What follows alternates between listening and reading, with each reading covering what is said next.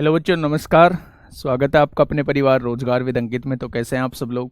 उम्मीद करता हूं कि आप सब लोग अच्छे होंगे, बेहतरीन होंगे, लाजवाब होंगे, एकदम बिंदास होंगे और साथ ही बहुत अच्छे से आप लोग अपनी पढ़ाई को कर रहे होंगे। तो सभी साथी एक बार बताएंगे कैसे हैं आप सब दोस्त? कैसे हैं आप सब दोस्त? कैसी चल रही है आप लोगों की पढ़ाई? बहुत शानदार। दीपेश, स्नेहा, श्रवण, राखी, नितेश, रामकृष्ण, नौसाद, निधि, नीतीश, शालिनी, अनामिका, गौरव, आकाश, पंकज, आनंद, क्षमा, रविपाल, उदय प्रताप, मुनिंदर प्रताप सिंह, लोकेश, रवि कुमार, अंकुश यादव, रवि करदम, निखिल, सौरभ, अंतिमा, वंशिका, अब्दुल वहाब, विशाल, योगेश, रामवीर, मनोज, दीपक, सिरोही, सभी को मेरा प्यार भरा नमस्कार। सभी को राधे राधे, सभी को दोस्त जय हिंद।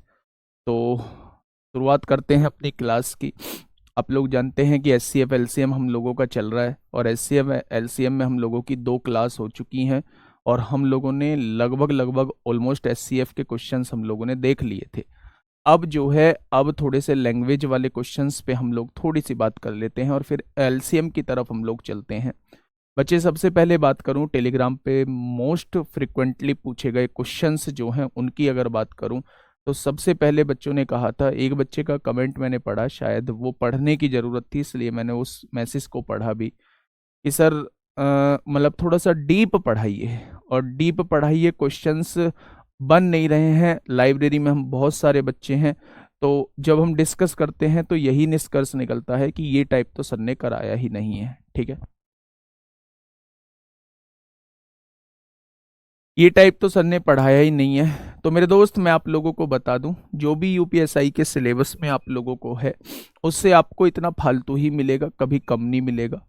और जो आप क्वेश्चन कर रहे हैं, मुझे नहीं पता कि आप कहाँ से क्वेश्चन कर रहे हैं, मुझे नहीं पता कि आपसे कौन क्वेश्चन पूछ रहा है, मुझे ये भी नहीं पता कि आपसे कौन कह रहा है कि आपको कम पढ़ाया गया है। मेरे दोस्त, मैं फिर से आप लोगों को एक बार याद दिला देता हूँ क्लास को शुरुआत करने से पहले कि 2021 से काफ़ी एनालिसिस करने के बाद, 2021 का काफ़ी एक्सपीरियंस होने के बाद, जो यूपीएसआई 2021 में हुआ है उसका एकदम बेहतरीन तरीके से एनालिसिस करने के बाद और एक्सपीरियंस होने के बाद तब मैं आप लोगों के सामने हूँ। और दोस्त, यकीन मानिए कि आपका कुछ भी नहीं छूटेगा। बस मुझे अपने तरीके से पढ़ाने दीजिए, मेरे तरीके से पढ़ते चलिए, है ना? ठीक है भाई, आप शानदार रिजल्ट अपना पा रहे होंगे, है ना? बहुत सारी चीज ऐसी होती हैं जो क्वेश्चन आपसे नहीं बनता है, वो दूसरे कॉन्सेप्ट, मतलब उसी कॉन्सेप्ट से हो रहा होता है, लेकिन हमें तरीका दूसरा फॉलो करना होता है। ठीक है, तो मेरे साथी, उसमें आप लोगों को क्या करना होगा, उसमें आप लोगों को चीजें मतलब थोड़ी सी प्रैक्टिस ज्यादा करनी होगी, नंबर ऑफ क्वेश्चन ज्यादा करने होंगे। ठीक है, बाकी मैं आपसे इतना ही कह सकता हूँ। खैर, सोचने वाले तो सोचते रहेंगे, आजकल तो भगवान से भी लोगों को दिक्कत है, तो मैं तो क्या, मैं तो एक छोटा सा इंसान हूँ। घर के लिए कौन सा क्वेश्चन दिया था मुझे एक बार बताएंगे? कल हमने समान शेषफल के बारे में पढ़ा था कि समान शेषफल, लंबी भाग विधि का कॉन्सेप्ट मैं आप लोगों को बता चुका था, संख्याओं को मानने वाला कॉन्सेप्ट मैं आप लोगों को बता चुका था, जोड़े में आप लोगों को बता चुका था मेरे दोस्त। चलिए, बहुत शानदार। इस क्वेश्चन को मुझे बताने की कोशिश करिए, क्वेश्चन कहना क्या चाह रहा है।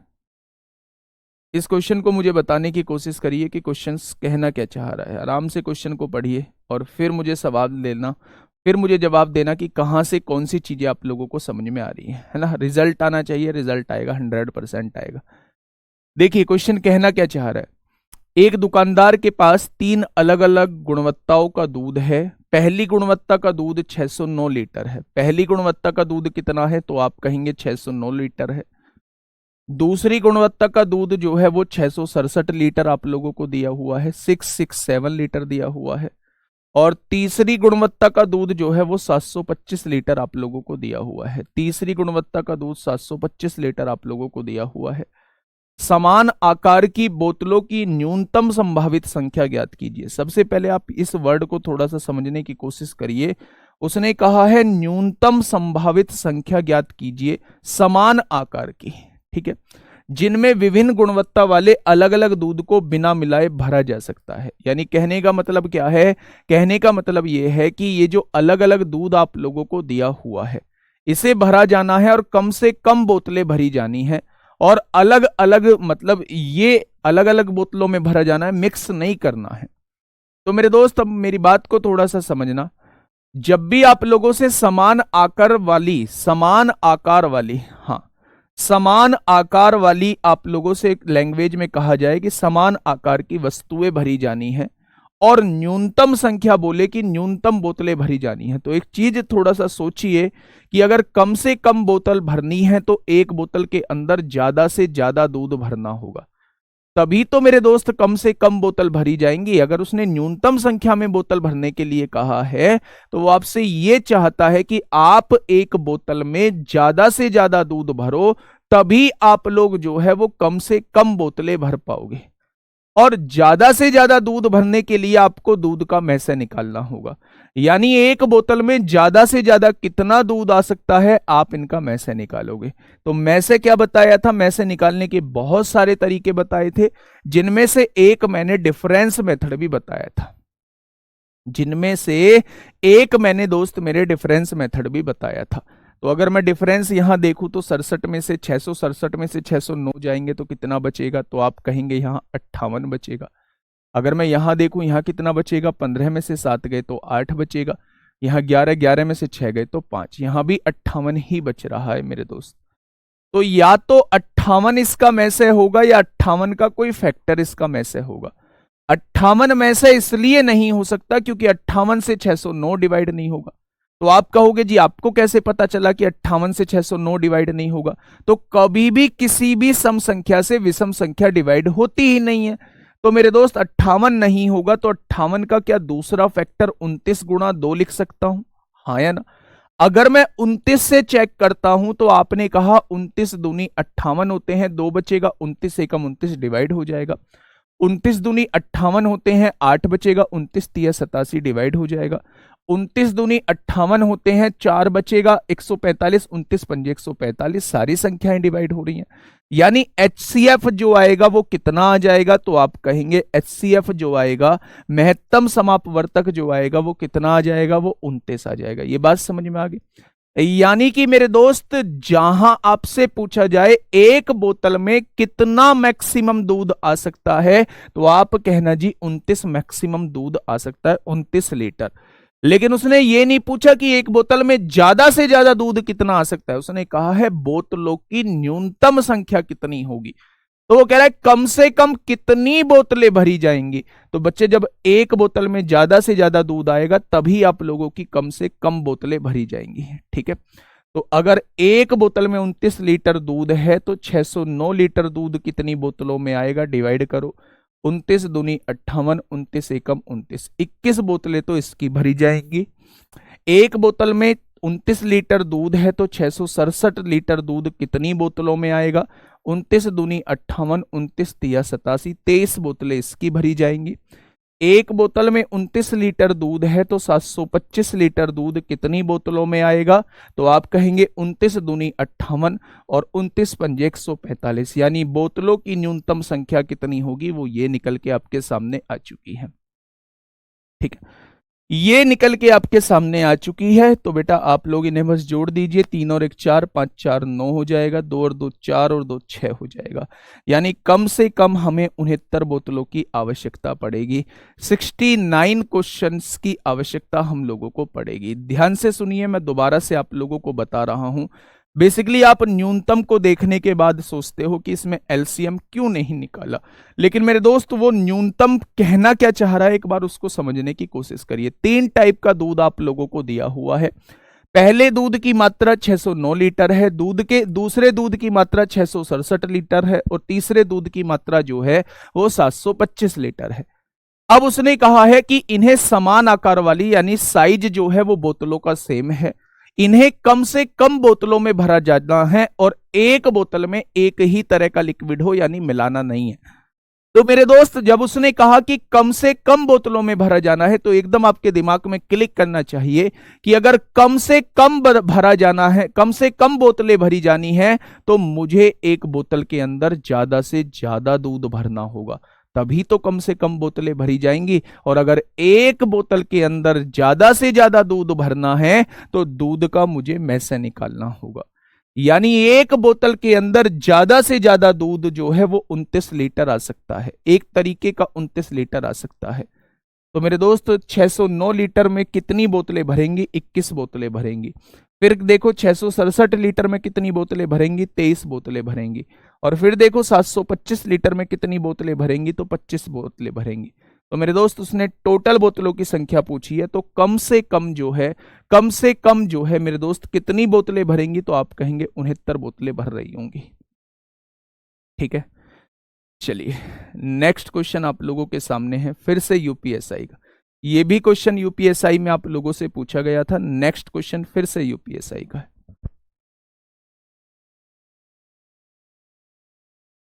देखिए क्वेश्चन क्या कहना चाह रहा है मेरे दोस्त, क्वेश्चन का थोड़ा सा सुनिएगा। क्वेश्चन कहना क्या चाह रहा है, एक दुकानदार के पास 3 अलग अलग गुणवत्ता वाला तेल है, अलग अलग गुणवत्ता वाला तेल है। प्रथम गुणवत्ता वाला 598 लीटर का तेल है, प्रथम गुणवत्ता वाला 598 लीटर तेल है।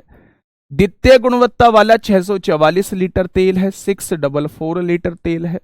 और तृतीय गुणवत्ता वाला 667 लीटर तेल आप लोगों के पास मौजूद है। ठीक है भाई, एक समान आमाप, यानी कि एक समान आमाप नहीं है, आकार हो गए। एक समान आकार की बोतलों की न्यूनतम संभावित संख्या, ध्यान से सुनना, न्यूनतम संभावित संख्या, बोतलों की न्यूनतम संभावित संख्या बोला है, तो जिनमें बिना मिश्रण किए अलग अलग गुणवत्ता वाला तेल भरा जा सकता है। अगर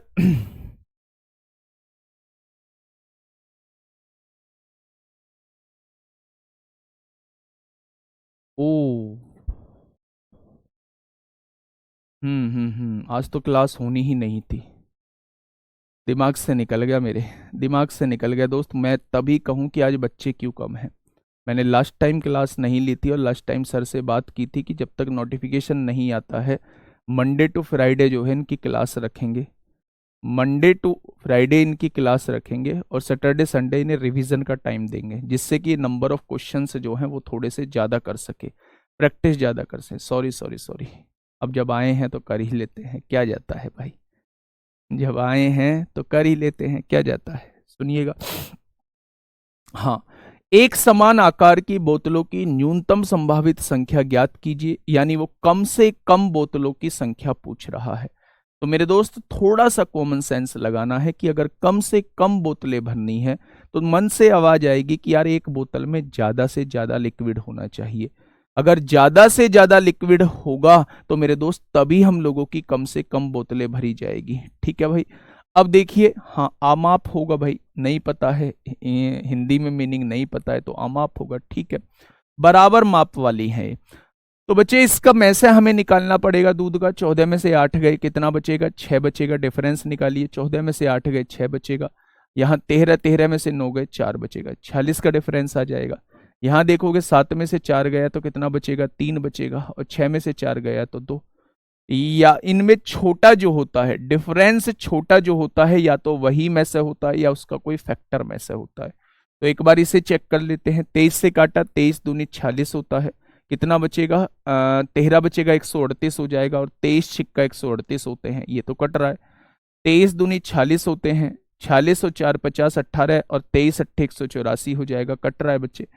अगर मैं यहां से देखूं मेरे दोस्त, 23 दूनी 46 होता है, 20 बचेगा, 23 निम्मा 207 कट रहा है। यानी एक बोतल में आने वाला मैक्सिमम तेल कितना हो जाएगा? 23 लीटर हो जाएगा। अगर उसने बस पूछा होता कि एक बोतल में मैक्सिमम कितना तेल आ सकता है, अधिकतम कितना तेल आ सकता है, तो आप कहेंगे जी 23 लीटर जो है वो मैक्सिमम तेल आ सकता है। कितने लीटर?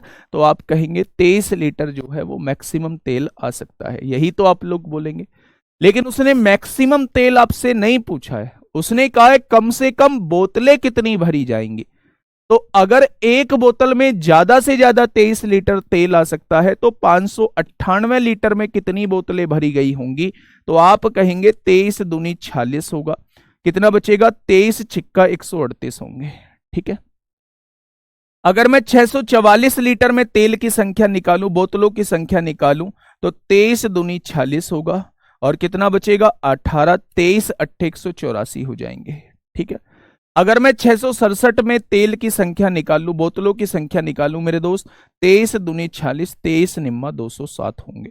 यानी कम से कम बोतलों की संख्या कितनी हो जाएगी, सबको जोड़ दीजिए, 9 8 17, 23 को 3 हासिल 2, 2 और 2 4, 2 6, 2 8 हो जाएगा। यानी कम से कम 83 बोतलों का भरा जाना तय है मेरे दोस्त। इससे कम बोतलों को हम नहीं भर सकते, कम से कम जो है वो इन्हीं बोतलों को हम लोग भरेंगे। ठीक है, तो अगर वो पूछता है एक बोतल में आने वाला मैक्सिमम पदार्थ कितना होगा, तो आप 23 लीटर जवाब देना।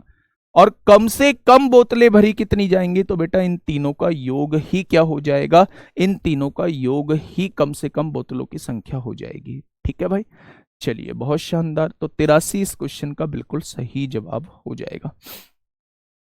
नेक्स्ट क्वेश्चन की तरफ चलते हैं। Question number 19। फटाफट बताइए भाई क्या होगा इस क्वेश्चन का बिल्कुल सही जवाब। गुरुदेव क्या पूछे, जब हम 23 आंसर दे उस वो कहेगा कि एक बर्तन में आने वाला मैक्सिमम या अधिकतम पदार्थ कितने लीटर होगा, तो उस केस में आपको एचसीएफ को ही आंसर दे देना है। ठीक है वो अधिकतम संख्या, एक बोतल में आने वाला मैक्सिमम पदार्थ कितना होता है, वो 23 आएगा, और बोतलों की संख्या कम से कम वो 83 आएगी। भाई अब तो मैं ऑफ नहीं कर सकता है ना, अब ऑफ नहीं कर सकता, आप पढ़ लो।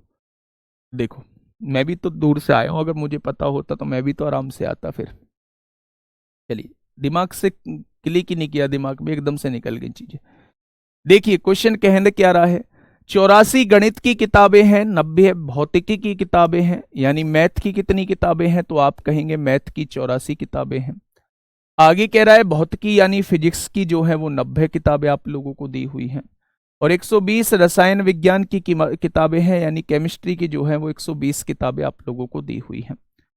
प्रत्येक ढेर में कितनी किताबें होंगी, ताकि प्रत्येक ढेर की ऊंचाई भी समान हो। मैं अभी बता के आया हूं कि अगर वो समान आकार की बोल देता है, यानी प्रत्येक ढेर में कितनी पुस्तक होंगी कि प्रत्येक ढेर की ऊंचाई जो रहे वो समान रहे, तो आप ये देखिए कि एक ढेर में मैक्सिमम कितनी बुकें आ सकती हैं।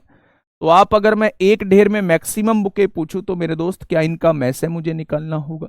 90 में से 84 गया 6, 120 में से 90 गया 30 बचेगा। बड़ा वाला अंतर तो आंसर नहीं होता, या तो छोटा वाला ही अंतर आंसर होगा, या तो छोटा वाला ही अंतर आंसर होगा, ठीक है, या फिर बच्चे इसका कोई फैक्टर आंसर होगा। ठीक है भाई, चलिए अब क्वेश्चन ने 84 दिया है, 90 दिया है, 120 दिया है, प्रत्येक ढेर में कितनी किताबें होंगी वो आप लोगों से साथी ये पूछना चाह रहा है। तो अगर मैं इसका एलसीएम निकालता हूं, तो एलसीएम जो आएगा, एचसीएफ निकालता हूं तो एचसीएफ तो भाई 6 आना चाहिए।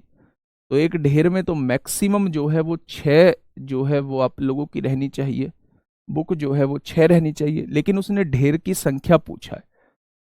देखो मैं बता देता हूं, अब देखना ध्यान से, 84/6 क्या हो जाएगा, 84/6 हो जाएगा 14।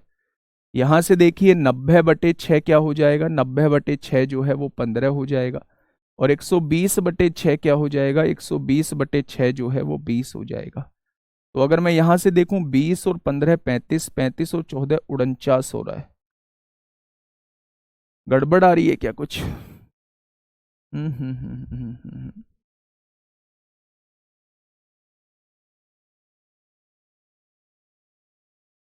देखिए अब ध्यान से मेरी बात सुनना, इसके ऑप्शन पे मत जाओ, यहां मेरी बात को समझो।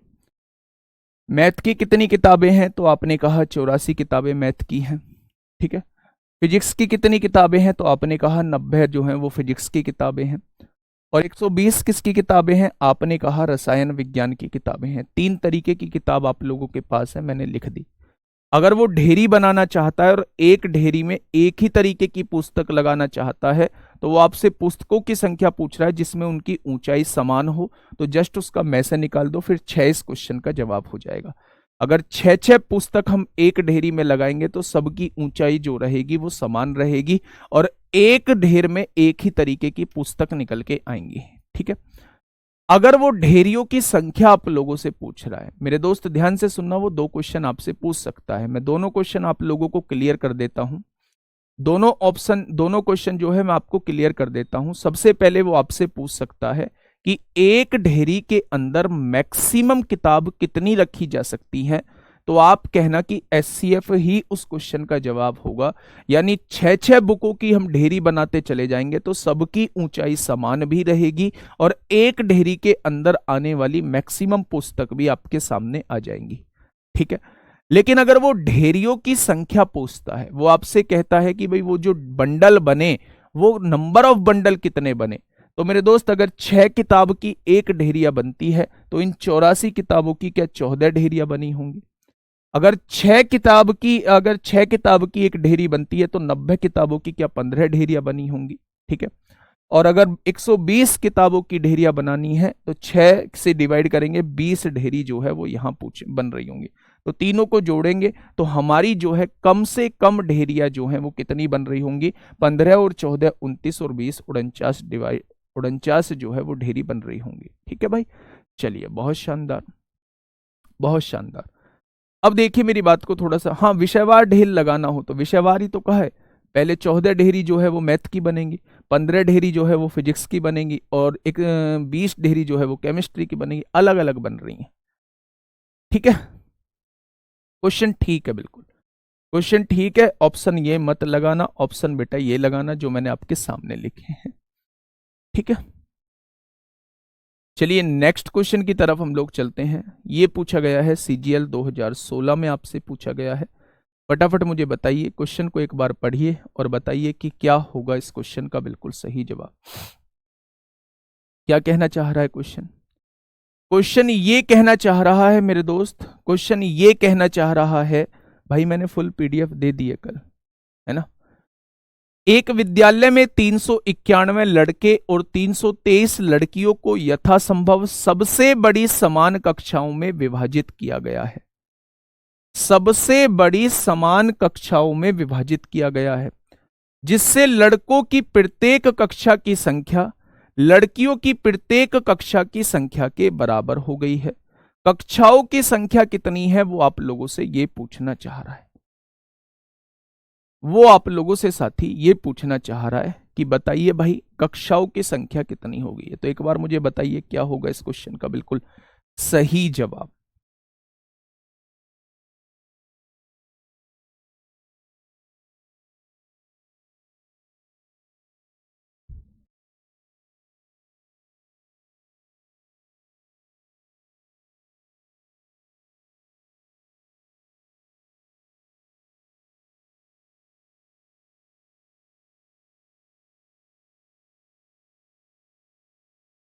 बताइए, 17 पक्का? कैसे? हाँ, एलसीएम बताऊंगा बेटा, एलसीएम पहले, अभी इसके बाद एलसीएम कराऊंगा और उसके बाद जो है वो दोनों के मिक्स क्वेश्चन कराऊंगा। आपको पता लग जाएगा कि कहाँ एलसीएम निकालना है और कहाँ एचसीएफ निकालना है, आपको पता लग जाएगा। पहले एक बार मुझे ये बताइए कि इसका जवाब क्या होगा। एक विद्यालय में 391 लड़के हैं, यानी लड़कों की संख्या कितनी है? अगर मैं बॉयज की संख्या आपसे पूछूं तो वो 391 जो है वो लड़के हैं। और लड़कियों की संख्या कितनी है? गर्ल्स की संख्या कितनी है? गर्ल्स की संख्या है 323। ठीक है भाई, बड़ी समान कक्षाओं में विभाजित किया गया है, जिससे लड़कों की प्रत्येक कक्षा की संख्या लड़कियों की प्रत्येक कक्षा की संख्या के बराबर है। तो कक्षाओं की संख्या कितनी है ये आप लोगों से दोस्त पूछना चाह रहा है। अच्छा एक बात मुझे बताइए, लड़के कितने हैं? 391 और लड़कियां कितनी हैं? 323। अगर हर कक्षा में लड़कों की संख्या और लड़कियों की संख्या बराबर हो, ऐसा वो बोल रहा है, समान बोल रहा है, तो आप लोग सबसे पहले इसका में से निकालिए। जब आप में से निकालेंगे तो में से कैसे निकलेगा? आप जस्ट इसका अंतर निकाल दीजिए। 11 में से 3 गए 8 बचेगा, 68 इसका में से आ जाएगा। या तो 68 ही इसका में से होगा या 68 का कोई फैक्टर इसका में से होगा। तो 68 इसलिए में से नहीं हो सकता क्योंकि 68 से कभी भी विषम संख्या डिवाइड नहीं होंगी। तो 68 का दूसरा गुणनखंड कैसे लिखेंगे? 34 दूनी 68 होता है। अब हम 34 को चेक करेंगे। 34 भी नहीं हो सकता क्योंकि ये सम संख्या है, सम संख्या से कभी भी विषम संख्या डिवाइड नहीं होंगी। 68 का कोई तीसरा गुणनखंड नहीं होता क्योंकि 3 से 68 डिवाइड नहीं होता, लेकिन 68 का चौथा गुणनखंड हम देख सकते हैं, 17 चौका 68 भी लिख सकते हैं। अब मैं 17 से चेक करूंगा तो 17 दूनी 34, कितना बचेगा 5, 17 तिया 51, 17 एकम 17 होगा, कितना बचेगा मेरे दोस्त 15, 17 निम्मा 153 होते हैं। यानी कि 17 से ये दोनों डिवाइड हो रहे हैं तो इसका में से कितना हो जाएगा 17 होना चाहिए। बच्चे ये 17 क्या निकल के आया है, क्या कोई मुझे बता पाएगा कि ये 17 क्या आया है? तुक्का नहीं लगाना है, चीजें दिमाग से निकलनी चाहिए। क्या 17 कोई मुझे बता पाएगा क्या होगा? 17 जो है वो एक क्लास के अंदर अधिकतम संख्या है। 17 ही बॉयज होंगे और 17 पहले बॉयज की क्लास बन जाएंगी और फिर हर क्लास में 17 ही गर्ल्स होंगी।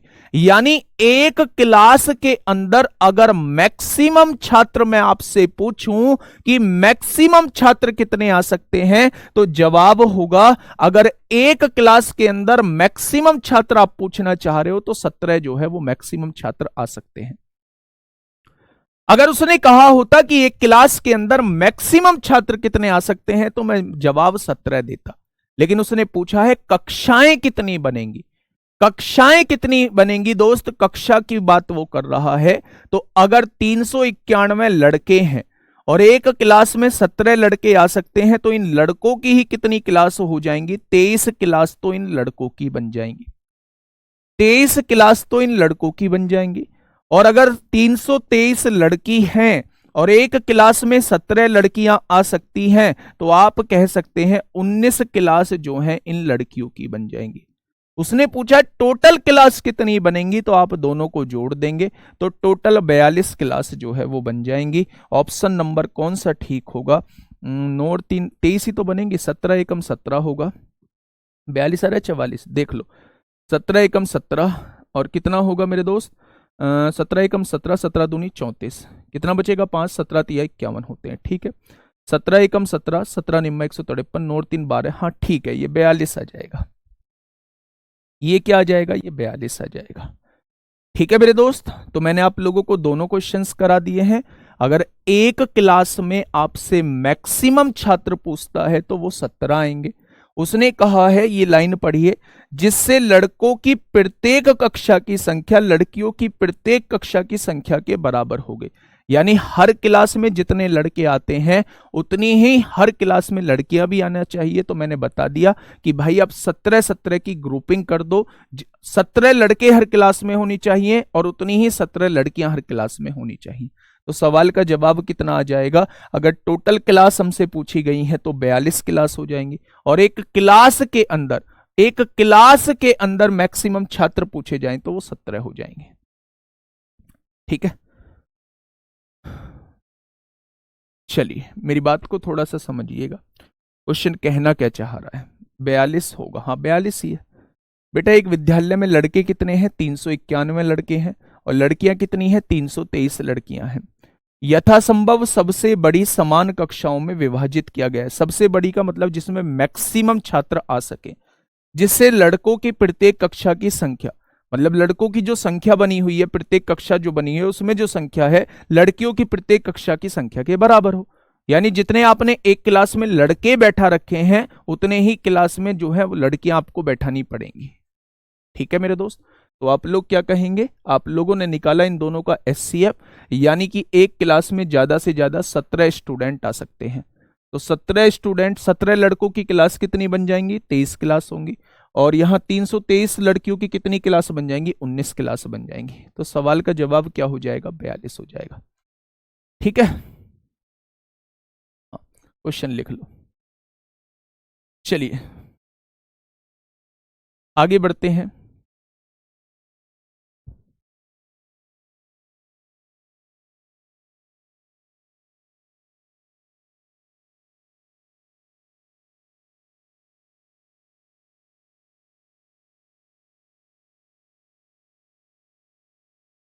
एक कह रहा है जी 19 ठीक होगा। 19 वाला प्राणी कौन है? 19 वाला प्राणी कौन है, एक बार बताना मेरे दोस्त, कौन है ये 19 वाला प्राणी?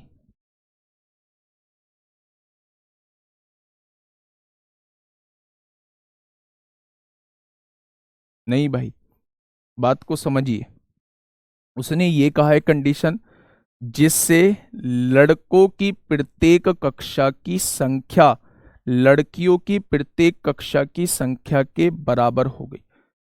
देखो, अच्छा इंग्लिश में एक बार देखना भाई, क्वेश्चन कहना क्या चाह रहा है। क्वेश्चन कहना चाह रहा है in a school 391 boys and 323 girls are divided into as many equal classes as possible so that the number of, बेटा नंबर ऑफ बॉयज बोला है, number of boys in each class, number of boys in each class is equal to the number of girls in each class. वही तो है, मैंने 17 लोगों का तभी तो ग्रुप बनाया है। उसने ये नहीं कहा है कि क्लास जो है वो बराबर बनानी है, उसने ये कहा है कि एक क्लास के अंदर जितने आपने लड़के लिए हैं उतने ही लड़कियां आपको उस क्लास के अंदर लेनी होंगी। तो अगर मैं 17 लड़के, एक मैक्सिमम स्टूडेंट 17 आ सकते हैं, तो पहले मैंने सभी लड़कों के 17 के हिसाब से क्लास बना ली, तो 23 क्लास तो इनकी बन गई। अब 323 की 17 के हिसाब से बना ली, 19 क्लास इनकी बन गई।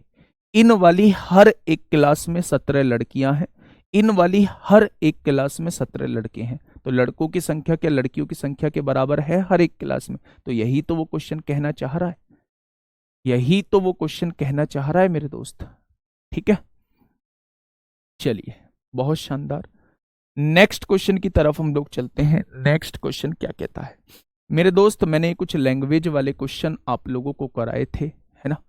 अब जो है पहले मैं एलसीएम पार्ट आप लोगों का स्टार्ट कर रहा हूं, अब उसके बाद जो है दोनों के कराऊंगा, मिक्स कराऊंगा एलसीएम और एचसीएफ के, जिससे आप लोगों को पता चल जाए कि मेरे दोस्त ये एलसीएम का क्वेश्चन है, ये एचसीएफ का क्वेश्चन है। अभी तो मैंने आप लोगों को बताया भाई एचसीएफ चल रहा है, तो आप लोगों के दिमाग में भी, आप लोगों को दिमाग में भी ये फिट हो जाता था कि एचसीएफ ही निकालना है। तो मेरे दोस्त जब मैं मिक्स कराऊंगा तब आपको पता चलेगा, तब आपको पता चलेगा कि एक्चुअल में हम लोगों की जो है वो तैयारी किस लेवल पे पहुंची है। ठीक है भाई, कोई ब्लॉक नहीं है। एक कह रहे हैं बच्चे, कुछ कह रहे हैं 16वां क्वेश्चन बता दो। 16वां क्वेश्चन क्या होमवर्क वाला क्वेश्चन था? चलिए एक बार इस क्वेश्चन को देख लीजिए, क्या होगा इस क्वेश्चन का बिल्कुल सही जवाब, फटाफट बताइए। यदि x और y का महत्तम समापवर्तक जो है वो 15 है, x और y का महत्तम समापवर्तक अगर 15 है तो क्या संख्या 15a हो जाएगी, दूसरी संख्या जो है वो 15b हो जाएगी। ठीक है, तो x की वैल्यू जो है वो 15a है और y की वैल्यू जो हो जाएगी वो 15b हो जाएगी। यही तो होगा भाई, अगर मैं से 15 दिया है तो संख्या पहली 15a हो जाएगी, दूसरी संख्या 15b हो जाएगी। अब क्वेश्चन ने कहा है इस वाले एक्सप्रेशन का और इस वाले एक्सप्रेशन का एचसीएफ किससे विभाज्य होगा, वो आपसे ये पूछना चाह रहा है। तो 36 हो गया मेरे दोस्त, 36 हो गया, मल्टीप्लाई में x की वैल्यू रख दीजिए 15 15 225 से स्क्वायर हो जाएगा। ठीक है, आगे देखेंगे -81 और वाई स्क्वायर मतलब 15 15 15 15 कितना हो जाएगा 225 20 स्क्वायर हो जाएगा। ये आपके सामने पहली संख्या ये आ चुकी है। अगर आप इसमें से कॉमन लेना चाहें, एक तो 225 कॉमन आ सकता है, आ जाएगा क्या, यहां से भी 9 कॉमन आ सकता है, यहां से भी 9, एक 9 कॉमन आ सकता है। तो आप देखेंगे यहां क्या बचेगा मेरे दोस्त, 4a स्क्वायर हो जाएगा और यहां से अगर आपने 9 कॉमन लिया है तो यहां से 9b स्क्वायर हो जाएगा। क्या ये बात क्लियर है? पहली संख्या ये क्लियर हो गई। अब देखिए दोस्त, इसमें वैल्यू पुट करिए, जब आप x की जगह 15a रखते हो तो ये हो जाएगा 81 गुणा 15a का स्क्वायर हो जाएगा 225a स्क्वायर हो जाएगा, होगा या नहीं। यहां देखिए 9, y की जगह वैल्यू रखते हो 15b का स्क्वायर करते हो तो 225b स्क्वायर हो जाएगा या नहीं। अब यहां से अगर मैं कॉमन लूं तो मेरे दोस्त यहां से 225 भी कॉमन ले सकता हूं और यहां से 9 भी कॉमन ले सकता हूं, आ जाएगा क्या यहां से 9। तो आप यहां से एक चीज समझिएगा, 9 जब यहां से लूंगा तो यहां क्या बन रहा है 9a स्क्वायर हो जाएगा और यहां क्या बन रहा है मेरे दोस्त b स्क्वायर हो जाएगा या नहीं। अब इन दोनों का एचसीएफ जो है, इन दोनों का एचसीएफ क्या आएगा मेरे दोस्त, ये तो कॉमन है नहीं, तो ये दोनों में कॉमन है, एक यहां भी है एक यहां भी है, तो क्या इन दोनों का एचसीएफ जो आएगा वो 225 गुणा 9 आ जाएगा? इन दोनों का एचसीएफ जो है वो 225 गुणा 9 आ जाएगा। तो मेरे दोस्त उसने कहा है इन दोनों का एचसीएफ जो है वो किससे विभाज्य होगा। अब ये देख लो ये वाला किससे विभाजित होता है। तो क्या ये 120 से, सबसे बड़ी संख्या 120 से विभाजित होगा क्या? तो आपने कहा 15 15 225 होते हैं, 15 8 120 होते हैं। अब 8 से तो कटेगा नहीं, यानी 120 से तो डिवाइड नहीं होगा। फिर आपने देखा 225 गुणा 9 है, ये किससे डिवाइड हो जाएगा? तो क्या 180 से डिवाइड होगा? तो आपने कहा 15 15 225 होते हैं, 15 से काटा 12 12 आएगा, 3 तिया 9, 3 चौक 12, क्या डिवाइड होगा? तो आपने कहा बिल्कुल भी डिवाइड नहीं होगा। तो आपने कहा जी ये दोनों तो डिवाइड नहीं कर रही हैं। तो फिर आपने 135 से करके देखा, 225 गुणा 9 को 135 से डिवाइड करके देखा। तो आपने कहा 15 15 225, 15 निम्मा 135, क्या ये पूरा पूरा डिवाइड हो रहा है? तो सवाल का जवाब क्या आ जाएगा? 135 इस क्वेश्चन का बिल्कुल सही जवाब हो जाएगा। 135 इस क्वेश्चन का बिल्कुल सही जवाब हो जाएगा। कुछ नहीं करना था, एक्स और वाई का महत्तम समापवर्तक में से 15 दिया हुआ है। तो अगर में से 15 होता है तो दोस्त मैंने संख्या आपको बताई हुई है, पहली संख्या 15 ए होगी और दूसरी संख्या 15 बी होगी। तो उसने कहा ये दोनों संख्याएं x और y है, तो x की वैल्यू 15 a होगी और y की वैल्यू 15 b होगी। बस इस वैल्यू को उठा के यहां और यहां पुट करना है, इन दोनों का में से निकालना है। में से कैसे आएगा? जो इन दोनों में कॉमन होगा, इन दोनों में कॉमन है बस केवल 225 गुणा 9 कॉमन है, तो ये में से आ गया। ये पूछ रहा है ये में से जो है ये इनमें से किससे विभाजित होगा, वो आपसे ये पूछना चाह रहा है। तो 135 हो जाएगा। हाँ, ये बात समझ में आ गई भाई? लोकेंद्र ब्लॉक नहीं हो मेरे दोस्त, ठीक है भाई?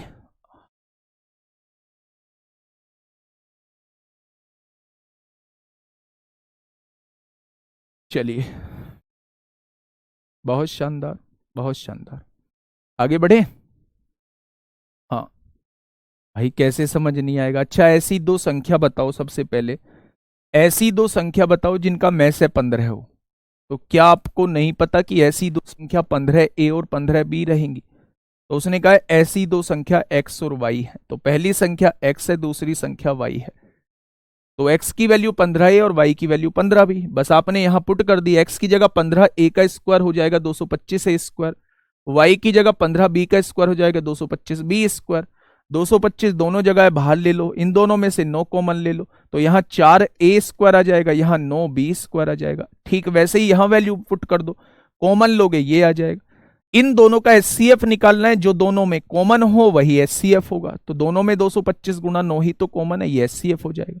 उसने पूछा ये एचसीएफ किससे डिवाइड होगा, ठीक है?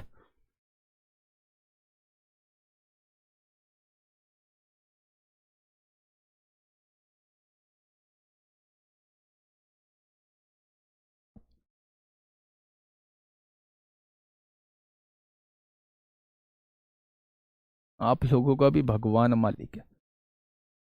एक कह रहा जी सीक्वेंस से करो, भाई दरोगा, चलो क्या ही बोलूं, ठीक है। पहला में से कितना दे रखा है? 15, तो संख्या आएंगी 15 ए और 15 बी, है ना? लास्ट में कह देना कि भाई कोर्स खत्म नहीं कराया है। तो अगर यहां रखता हूं x की जगह 36 गुणा x का स्क्वायर है, यानी इसका स्क्वायर करना पड़ेगा, 15 का स्क्वायर 225, a का स्क्वायर a स्क्वायर होता है, माइनस लग रहा है 81, y की जगह 15 b रखता हूं, 15 b का स्क्वायर 225 b स्क्वायर हो जाएगा।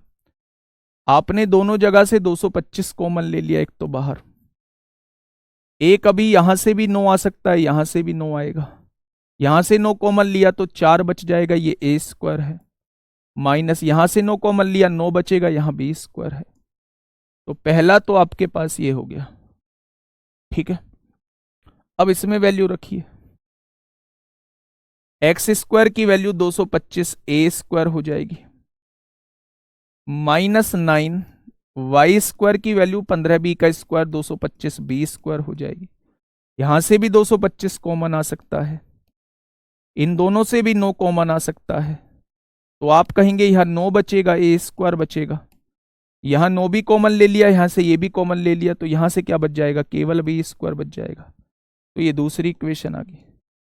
अगर इन दोनों का में से मैं आप लोगों से पूछूंगा तो भाई जो कॉमन होता है वही तो में से होता है, तो में से जो है वो 225 गुणा 9 आ गया। वो पूछ रहा है ये किससे विभाजित होगा, तो करके देख लो ना विभाजित, 135 से करके विभाजित देख लो, पूरा पूरा विभाजित हो जाएगा, है ना। लेकिन पेन चलाना पड़ेगा, लेकिन हाथ तो हमारा कहाँ चल रहा है, हाथ तो हमारा कमेंट पे चल रहा है। खैर छोड़िए, रिजल्ट डिसाइड करेगा दोस्त आप किस डायरेक्शन में जा रहे हैं। अब बात करते हैं हम बहुत छोटी छोटी बातों को, एलसीएम को लेके चलते हैं मेरे दोस्त, एलसीएम में देख लेके चलते हैं, है ना।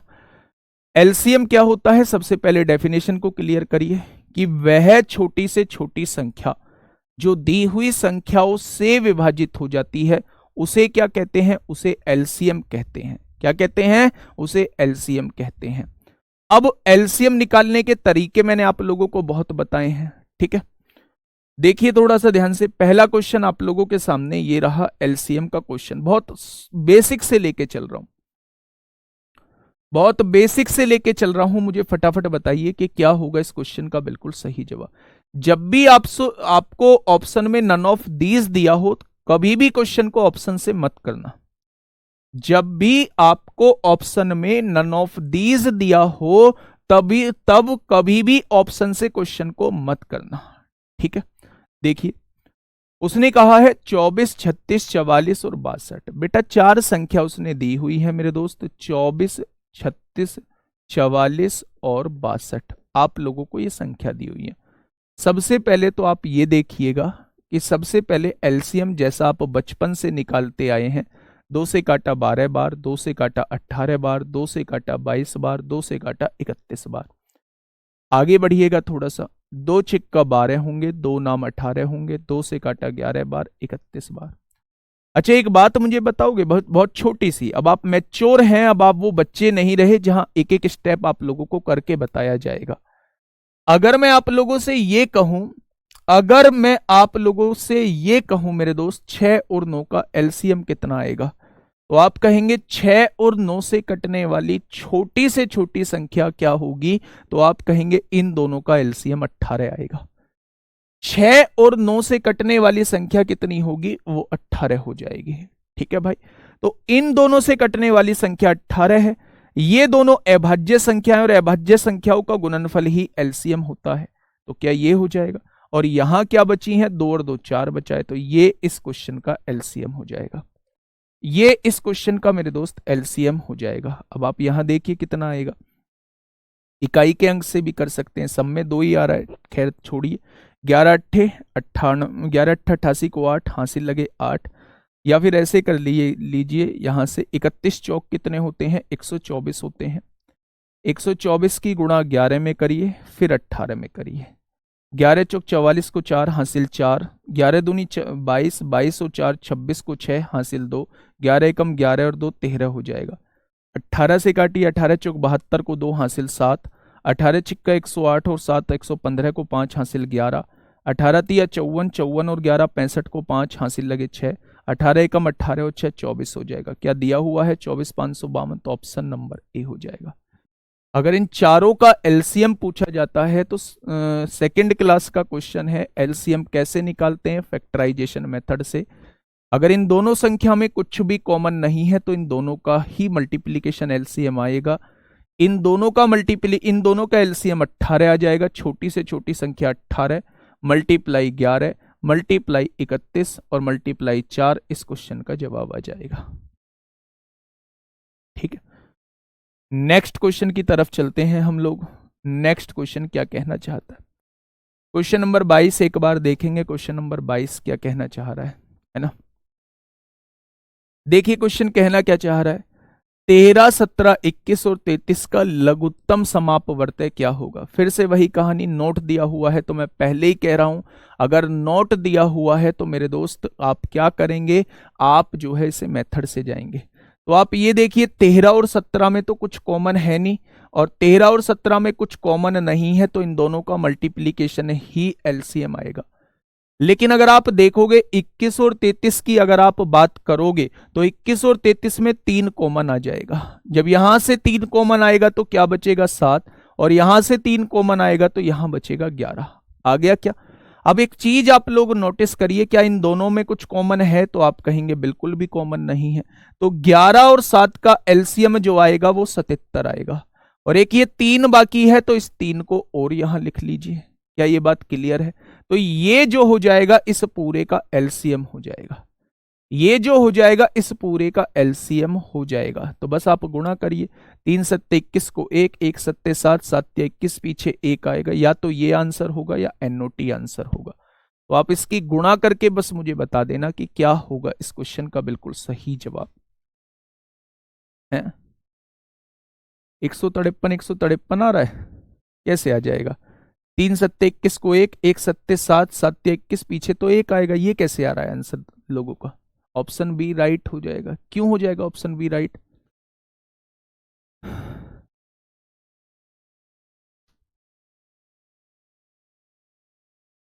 चलिए, बहुत शानदार। तो ये हो जाएगा या ये होगा? एक बार इनकी मल्टीप्लाई करके जरूर देख लेना। मैं फिर से कह रहा हूं, गलती मत करना। अगर क्वेश्चन में कुछ भी कॉमन क्वेश्चन में नोट दिया हुआ है तो आप उसे मेथड से करके देख लेना। नहीं तो बेटा यूनिट डिजिट भी सेम होगी, आगे की डिजिट चेंज करके नोट में आंसर डाल देगा। ये एग्जामिनर अगर चालाक हुआ तो ठीक है। जैसे यहां अगर ये नोट दिया हुआ है, मैं हो सकता है यहां देख के इकाई का अंक देख के इसे टिक कर रहा हूं, लेकिन उसने ऐसा कोई ऑप्शन, ऐसा इसका एलसीएम जो है ऐसा कुछ आ रहा हो, तो इकाई का अंक देख के तो मैंने इसको टिक कर दिया, लेकिन वास्तव में इसका एलसीएम ये था, तो इसलिए नोट हो जाएगा फिर। इसलिए मैं कह रहा हूं कि अगर नोट ऑप्शन में दिया हुआ है तो फिर आपको पूरा मेथड से ही एलसीएम निकलना।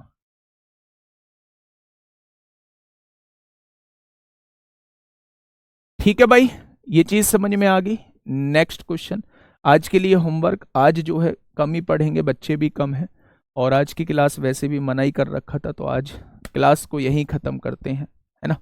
बहुत छोटी सी चीज़ पढ़ाई, आज मैंने कुछ पढ़ाया ही नहीं एक्स्ट्रा, और कल पढ़ेंगे दोस्त, डिटेल में चीज़ों को पढ़ेंगे। आज रिवीजन करिए, और नेक्स्ट सैटरडे से जो है वो ऑफ करेंगे, है ना। 2-3 सैटरडे ऑफ करेंगे, जब तक नोटिफिकेशन नहीं आता है तब तक ऑफ करेंगे। बाकी मंडे टू फ्राइडे रहने देंगे, और आप ना साथ के साथ चीज़ों को करते चलो। देखो, कुछ डाउट मैं आप लोगों के ले लेता हूँ। पहला डाउट है बच्चों का जी, जैसे ही अगले क्वेश्चन चैप्टर की तरफ जाते हैं तो पिछला चैप्टर भूल जाते हैं। आप कभी भी पिछला चैप्टर नहीं भूलोगे, क्योंकि ये जीके नहीं है, रटने वाली चीज़ नहीं है। ऐसे तो जब मैं मेंसुरेशन पढ़ा रहा होता हूँ तो बहुत सारे बैचेज में नंबर सिस्टम भी चल रहा होता है, बहुत सारे में एचसीएफ एलसीएम भी चल रहा होता है। तो ऐसे भूलना हुआ तो फिर एक ही बैच, एक ही चैप्टर मुझे चलाना चाहिए। मेरे दोस्त, अगर आप चीज़ों को बार बार रिकॉल करते रहोगे, ऐसा 5-7 मिनट 10 मिनट निकाले और अपने नोट्स को रिकॉल कर लिया, तो आप जीवन में कभी भी उन चीज़ों को नहीं भूलोगे।